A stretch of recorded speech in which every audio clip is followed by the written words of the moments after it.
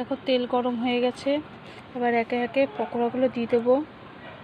দেখো এক এক সব পকোড়াগুলো দিয়ে দেবো।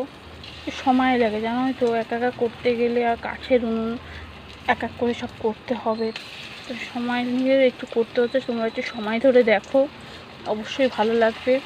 আর দেখো নতুনদের সাপোর্ট করবা, তাহলে তো নতুনদের একটু নতুন নতুন ভিডিও করতে উৎসাহিত হবে যে না আমি সাপোর্ট হচ্ছে আমার, তো সবাই আমার পাশে আছে, আমি তাহলে আরও নতুন সুন্দর সুন্দর ভিডিও বানাবো। অবশ্যই তোমরা জানো, তোমরাও যখন নতুন ছিলে তো অবশ্যই এরকমভাবেই আস্তে আস্তে একটু একটু করেই তোমরা বড় হয়েছো। তো আমাদেরকেও একটু সাপোর্ট করো। অবশ্যই তোমাদেরও লাভ আছে এতে, তা আমাদেরও লাভ আছে। ভালো কার কার লাগছে অবশ্যই কমেন্ট করো।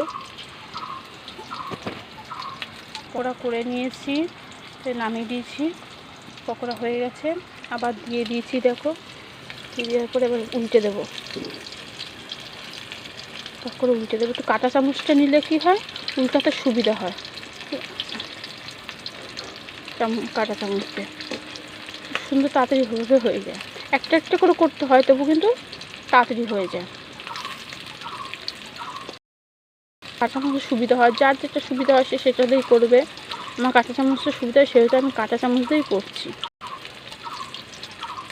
অল্প অল্প করে দিলে কি হবে, তার সঙ্গে কারো গায়ে লাগবে না।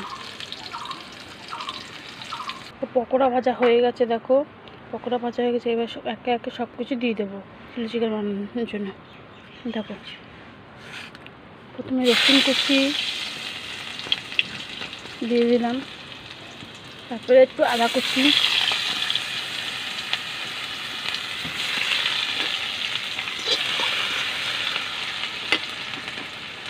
এবার আদা কুচিটা রসুন কুচিটা একটু লাল লাল করে যতক্ষণ ভাজা হচ্ছে, তারপরে ভাজা হয়ে গেছে। তো এখন দেখুন একটা পেঁয়াজ কুচি দেবো। আমি আলাদা করে ভেজে নিচ্ছি না, আমি এভাবেই করি, বেশিরভাগ শর্টকাটে হয়ে যায়।